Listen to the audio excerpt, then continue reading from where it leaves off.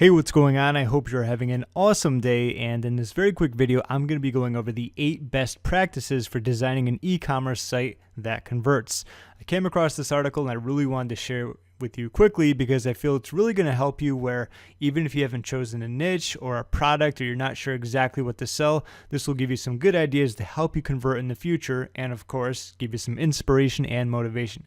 However, before we begin, I actually put a link down below. If you click that, you can get started with a free 14-day Shopify trial. So you can go in there, test it out, make sure everything works perfectly, and then decide if it's going to be exactly right for you. Okay, so I'm actually going to give you the cliff notes. I'm not going to read all of it, but just to give you the main idea of each section, starting with numero uno, which is going to be highlight the value proposition. All right, like I said, aside from reading this word for word, the idea here is you want to get the main point across. As it says right here, Dropbox's homepage is a great example of immediately communicating value.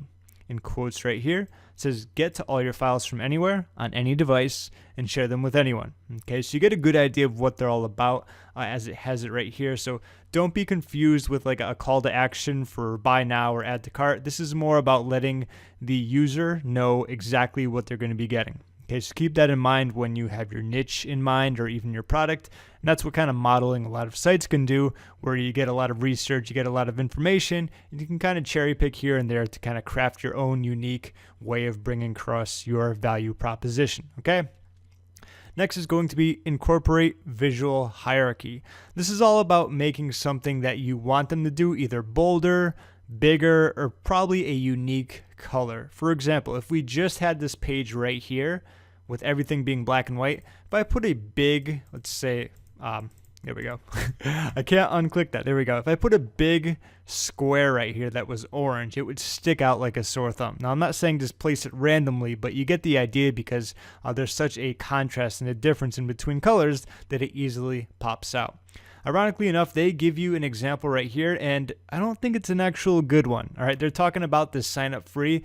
You do see how it is sticking out a little, but one, it's not that big of a sign up free button, but the color does kind of go against the light, I guess you could say, background in the colors where there's a lot of black, gray, and white use. So it does stick out a little. However, it probably could be a little bit bigger and maybe moved up a little more. So that's just another little insight for you, okay? Simplify the navigation. Okay, don't think navigation is important. Right here, consider that studies have shown 94% of a user's first impressions have to do with visual appeal and navigation. Okay, so the idea here is you want to make it as easy as possible for a user to navigate. I've been on multiple Shopify stores before where you see how there's a menu here. Sometimes there won't even be a menu. Like you'll just have to click on these 3 tabs for a drop-down box to come out. And sometimes that's difficult. Sometimes that's challenging. If you've never been to that site, you might completely miss it, and you'll never know where to get the backpacks, where to get the head caps, or where to get the luggage, or the suitcase, or the backpacks, and so on and so forth. As you can see, this is a really good example. When you come to it, you know exactly where you need to go. They could probably stick out a little bit more, but hey, I'm sure they're doing fine. Okay. Next is going to be optimize for search. Now, this is going to be all about pretty much just typing something in right here. So I'll read the first blurb for you. There are 2 types of people who come to e-commerce sites: those who know what they want and those who don't. For those who do, it's important to create an effortless search experience. How can you get the customer to the product they're looking for in the least amount of steps? Okay, so there's a little bit more that's going to go into this, but it is something to consider when it comes to having a search bar up top. So let's say someone comes here and they're looking for, I don't know, deep sea diving, backpack to store your stuff in, whatever. I'm just completely making up something random. If they can type that in and get there immediately, that's going to be good. You know, because the less someone has to be searching for something they want, the better it's going to be for you, okay? Implement relevant product filters. Okay, so this is all about adding a little bit more, I guess you could say, details and obviously filters to it so that they can take advantage of maybe customizing it based upon the price, material, brands, or sizes. As you can see right here, you can also sort by the specific best match, new in, price, because a lot of times people will go to a specific store, or heck, if you've ever shopped on eBay and you search for something, first thing you might do is, sort by lowest price so you can get the best deal possible. All right, so keep that in mind. These are some filters you could add when it comes to adding any type of item, whatever it's going to be for your store. Okay, make the checkout process painless. Okay, this is always a no-brainer. I'm just going to read these simple rules right here for you just to give you an idea, because this can pretty much be done for every type of niche page store out there. Okay, eliminate distractions from the checkout pages. Keep a clean layout that keeps the focus on the checkout task at hand. Break up things into multiple steps so customers can focus on one step at a time. Let shoppers check out as guests rather than forcing them to register. That's a big one. I know personally a lot of times where I went to buy something and they're like, well, you got to sign up to purchase it. And it's such a pain in the ass where many times I just didn't even do it because I didn't want to. Plain and simple. I'm sure that happens all the time, okay? And then if your client's site uses a multi-step checkout procedure, then educate them about the process by simply telling them what to do.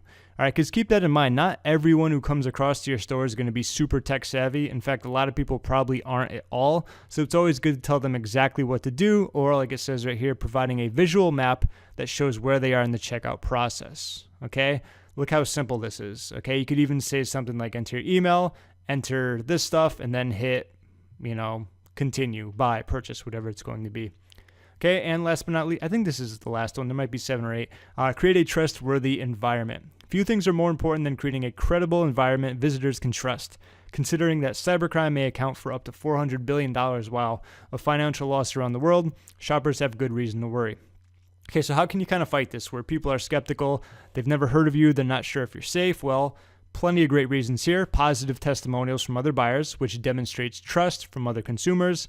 Mentions of your client's businesses in the press if you're, well-known. If it's well-known media, be sure to include their logo, the faces behind the brand so they can actually put a real human to the type of brand that's going on there. Numbers that show how successful transactions have been made. And a lot of people, I'm just going to give you a different example of Shopify itself.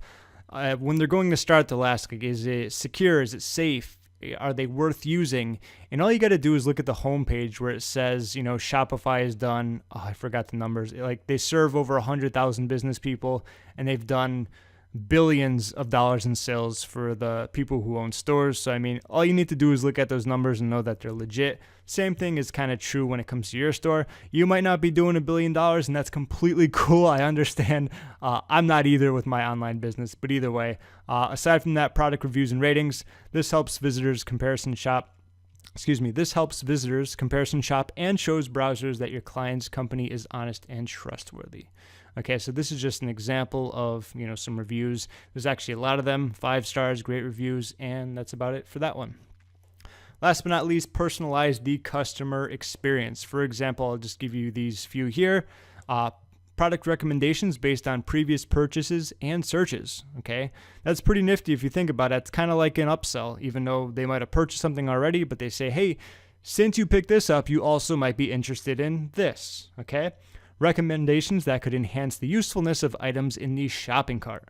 Okay, so let's just say you're going to buy, sunglasses. Okay, well, maybe you want some sunglasses cleaner so that you can keep them squeaky clean and shiny, okay, whatever it's going to be.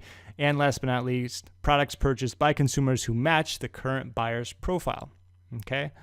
And as you can see right here, this is kind of, this is really narrowing it down. You could even go by your age range, okay? And which of these looks can you see yourself wearing? So they really tailor it down to the age and what the preference is of the person, because I imagine when you click on one of these, it's going to give them an array of different types of clothing or styles that person is probably going to like. Okay, so that's pretty much wrapping it up. I hope you got something out of this when it comes to the best Shopify practices. And aside from that, if you haven't gotten started, be sure to click the link down below and get started with your free 14-day Shopify trial. No credit card required. Go in, test it out, and make sure it's going to be perfect for you. Okay? Either way, thanks again for watching, and I hope you enjoy Shopify.